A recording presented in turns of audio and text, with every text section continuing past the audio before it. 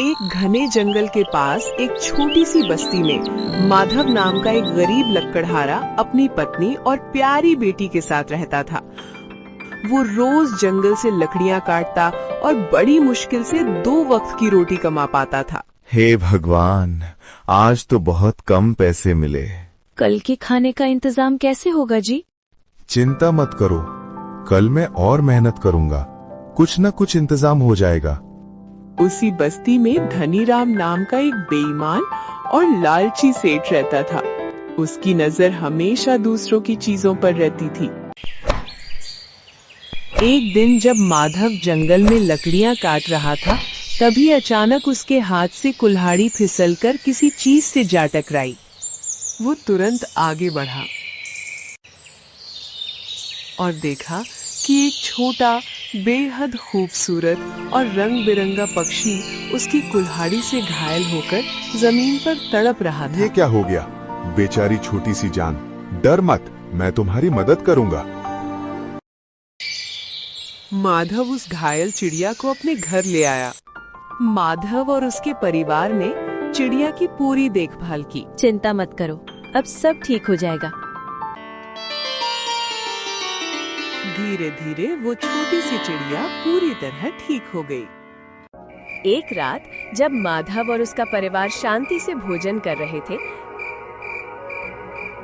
चिड़िया अपने पिंजरे से बाहर आई,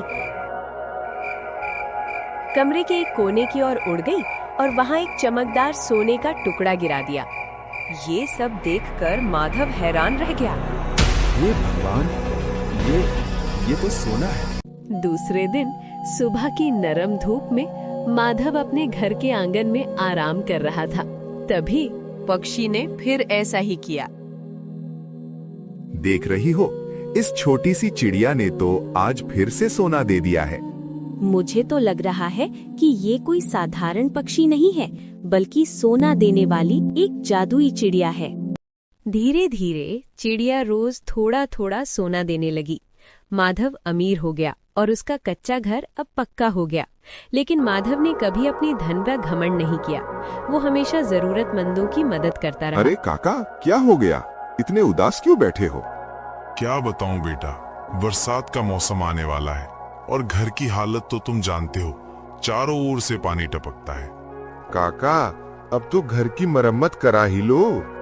अरे बेटा, पैसों के बिना मरम्मत कैसे कराऊं? ये लो काका, इसे रख लो, इससे अपने घर की मरम्मत करा लेना। बेटा माधव, इस मुश्किल घड़ी में साथ देने के लिए बहुत बहुत धन्यवाद। इसी तरह माधव हर किसी की परेशानी में आगे बढ़कर मदद करता था। माधव के अचानक अमीर होने की खबर धीरे धीरे पूरे गांव में फैल गई। उधर गांव में बेईमान सेठ धनीराम के मन में शक पैदा हो जाता है। जाकर पता लगाओ कि माधव के पास इतनी जल्दी इतनी दौलत कहां से आई। इसका पता लगा कर ही वापस लौटेंगे। धनीराम के आदमी चुपचाप माधव के घर पर नजर रखने लगे। जल्द ही धनीराम के आदमी सच का पता लगा लेते हैं।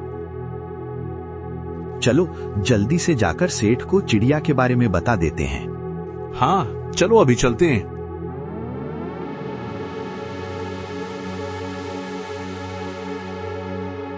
अरे सेठ जी, हम तो बस आप ही के पास आ रहे थे। माधव के बारे में कुछ पता चला कि नहीं? अरे सेठ जी, बहुत ही अच्छी खबर लाए हैं। तो जल्दी बको मूर्खों। अरे सेठ जी, माधव के पास एक जादुई चिड़िया है जो रोज सोना देती है।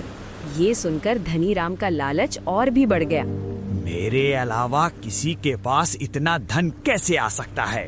अब वो चिड़िया मेरी होगी। लालच से पागल होकर सेठ ने उस जादुई चिड़िया को रात में चुराने की योजना बना ली।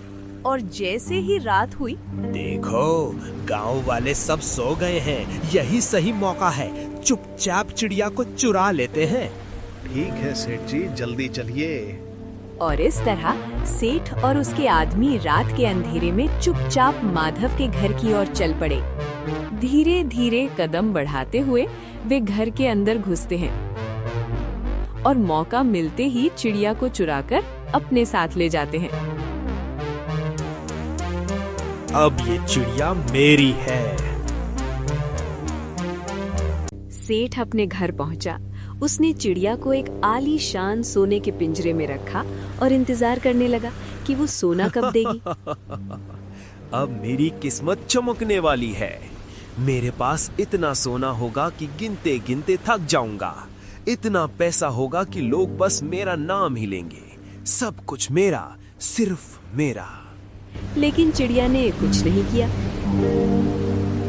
उधर अगली सुबह जब माधव उठा, चिड़िया गायब थी। अरे सुनती हो, यहाँ देखो, हमारी चिड़िया और पिंजरा दोनों गायब हैं। हे भगवान, सुनो जी, मुझे तो लगता है हो ना हो ये काम जरूर धनीराम सेठ का ही है। तुम्हें ऐसा क्यों लगता है? क्योंकि मैंने सेठ के आदमियों को कई बार हमारे घर के आसपास घूमते हुए देखा है। उन्हें शक हुआ कि ये काम धनीराम सेठ का है, लेकिन उनके पास कोई सबूत नहीं था। उधर कई दिन बीत जाने के बाद भी चिड़िया ने सोना नहीं दिया। जल्दी से सोना दे दे, मेरे धैर्य की परीक्षा मत ले, तुरंत सोना दे। सेठ ने उसे डराया धमकाया, उसे महंगा महंगा खाना खिलाया, लेकिन चिड़िया ने एक पंख भी नहीं हिलाया। वो बस उदास होकर शांत सी बैठी रही। अब तू नहीं बचेगी।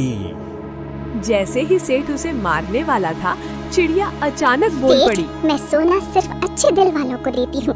तुमने मुझे चुराया है, इसलिए तुम्हें कुछ नहीं मिलेगा। सेठ और भी गुस्से में आ गया।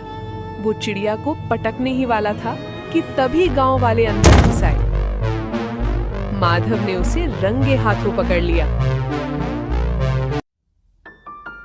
और अगली सुबह पंचायत बुलाई गई।